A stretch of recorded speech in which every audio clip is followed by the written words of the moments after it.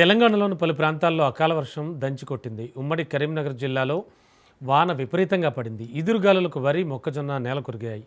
వడగళ్ల వానకు మామిడి నేల రాలింది. చేతికొచ్చిన పంట కాస్త దెబ్బతినడంతో రైతన్న కుదేలయ్యాడు. ప్రభుత్వం ఆదుకోవాలంటూ అన్నదాతలు వేడుకుంటున్నారు.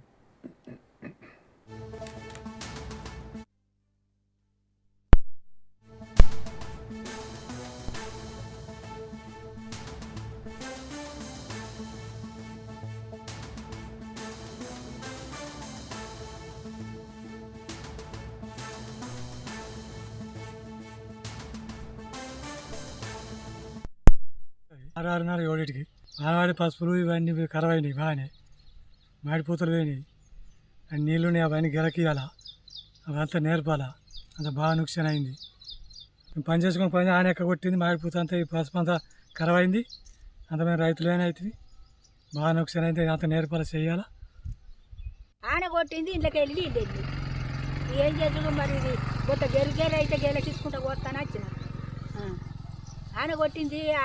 ఇప్పుడు చూస్తలేవు ఇదేంటి ఇంట్లోకి వెళ్ళి సప్పో చేసుకుని మక్క పెట్టేస్తున్నాం 6 ఎకరాలు. మరి గాడుపు మొత్తం పడిపోయింది. పీస్ అయ్యే మోపు, పాలు పోసే మోపు మొత్తం పడిపోయింది. 6 ఎకరాలు వేసిన పీస్కి వచ్చింది. ఇక మాకు మీరే మాకు ఆధారంగా మొత్తం విరిగిపోయి పడిపోయినాయి. ఇంకొక వారం 10 రోజులు అయితే నాకు 15 రోజులల్లో నాకు చేతికి వస్తుండే. అంతా పీసులు జొన్నితులలో పోసినాయి. ఇటు తినరాకుండా అయిపోయింది, అటు ఏం చేయరాకుండా బాగా నష్టమైంది.